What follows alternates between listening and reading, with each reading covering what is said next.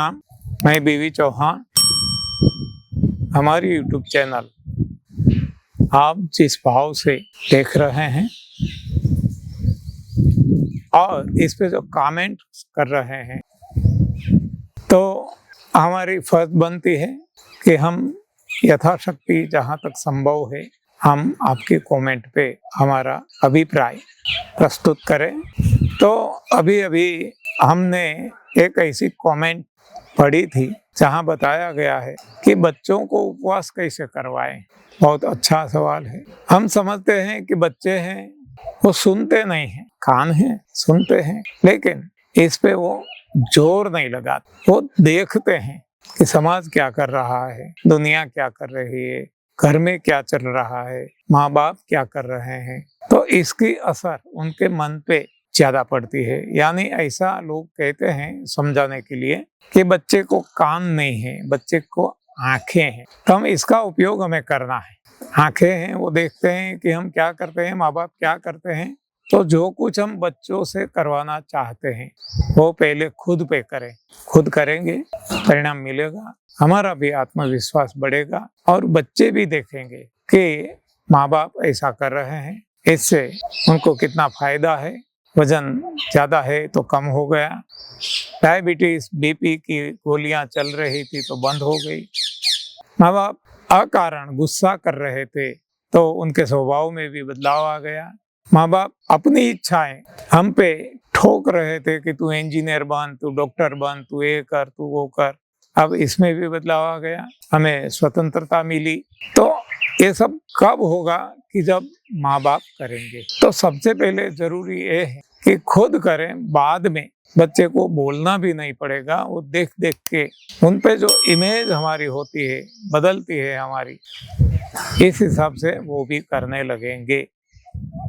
आपने शायद बात सुनी होगी जो मैंने सुनी है, संत ज्ञानेश्वर के बारे में बताई गई है।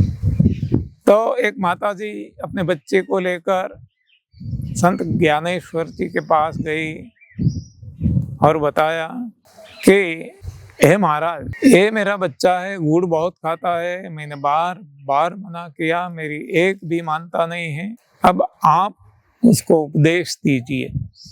संत ज्ञानेश्वर जी बताते हैं कि ऐसा करो, अब 15 दिन के बाद आना।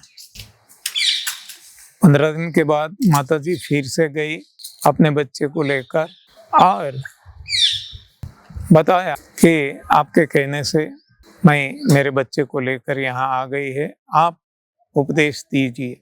तब संत ज्ञानेश्वर जी ने बच्चे को इतना ही कहा कि बेटा, गुड़ नहीं खाना तो नुकसानकारक है, बस ज्यादा कुछ नहीं। माता जी को अचंभा लगा, अचरज में पड़ गई, सोचने लगी और अपनी सोच भी संत ज्ञानेश्वर जी के आगे रख दिया कि महाराज, आपको इतना ही बताना था तो हमें क्यों इतना परेशान किया। क्योंकि उस जमाने में कोई परिवहन की सुविधा नहीं थी, चल के बहुत कष्ट सहन करके पैदल जाना पड़ता था, उबड़ खाबड़ रास्ते भी थे। तब संत ज्ञानेश्वर जी ने बताया कि माता जी, उस वक्त मैं खुद गुड़ खाता था तो मैं कैसे बता सकता, और यदि बताया होता तो भी बच्चे पे इसकी कोई असर नहीं पड़ती, क्योंकि शब्दों में भी ताकत होती है तपस्या की। तो मैंने गुड़ छोड़ दिया और बाद में ये कहने की, बच्चे को उपदेश देने की भी एक वो होनी चाहिए, हमारी कक्षा, हमारा पावर, और तपस्या से मिलता है। वो तपस्या मैंने की और आज मैं बता सकता हूँ, इसलिए मैंने बताया। तो ऐसी बात है कि हम खुद पे प्रयोग नहीं करेंगे, औरों को बताएंगे तो सुन तो लेंगे, लेकिन इस शब्द की जो ताकत है तपस्या की, वो शब्द में ताकत नहीं आएगी। तो वो सुनेंगे फिर भी करेंगे नहीं, उसका कल्याण नहीं होगा। तो यदि हम बच्चों से उपवास करवाना चाहते हैं तो जरूरी है पहले हम उपवास करें, और हम उपवास करेंगे तब हमें पता चल जाएगा कि इसमें कौन सी हमारी कसौटी होती है तो जब बच्चे भी कुछ ऐसे मार्ग पे चलेंगे तो उनको हम गाइड भी कर सकेंगे। और बच्चों को उपवास करवाना भी इतना जरूरी नहीं है यदि कोई क्रोनिक डिजीज नहीं है तो। हम केवल माँ बाप को इतनी ही प्रार्थना करते हैं, दो हाथ जोड़ के नम्र निवेदन करते हैं कि आप आपके बच्चों से उपवास न करवाओ, कोई बात नहीं, कम से कम बलात् जबरदस्ती खिलाओ मत। आज हम देखते हैं सारी दुनिया में अपने बच्चे को कोई न कोई गलत ख्यालों से, वो ख्याल vitamin, protein, calcium, carbohydrate, minerals, fat का हो सकता है, वो ख्याल शरीर की वृद्धि का भी हो सकता है, कुछ भी हो सकता है। लेकिन ऐसे ख्यालों से प्रभावित होके माँ बाप अपने बच्चे को जो उनकी इच्छा नहीं है फिर भी जबरदस्ती खिलाते हैं, और जो उनको नहीं खाना है वैसा खिलाते हैं, जिससे वो भागते हैं फिर भी उनके पीछे पड़कर पकड़ कर जबरदस्ती खिलाते हैं। तो कम से कम ऐसा ना करें, उनकी डिमांड पे दीजिए, वो जब बच्चे मांगते हैं तभी दीजिए, वो माँ बाप की फर्ज है।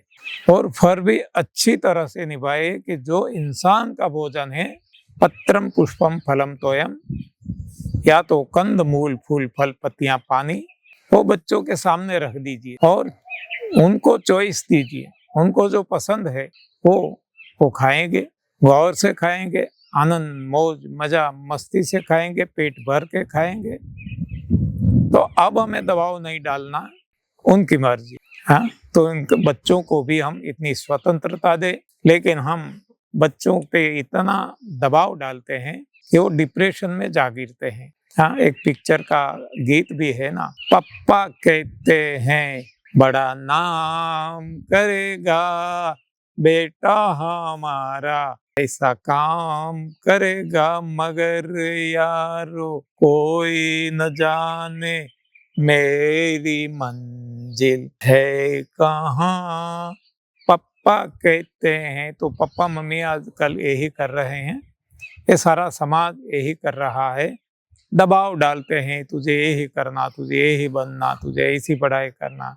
हाँ, तो उनके भरोसे पे छोड़ो, उनका स्वभाव है, भगवान ने दिया हुआ है, उनकी अपनी चॉइस है, तो उनको स्वतंत्रता दीजिए, उनको कैदी मत बनाइए। बस इतना यदि आप करेंगे तो भी आपके बच्चों पे आप उपकार कर रहे हैं ऐसा भी मान सकते हैं, या तो आपके बच्चों का आप कल्याण कर रहे हैं। ओके, तो उपवास के बारे में बच्चों को वहीं भी जबरदस्ती नहीं डालना है, जितना होगा, जब भूख लगती है, प्यास लगती है, मांगते हैं तभी देना, बस इसमें सब कुछ आ जाएगा।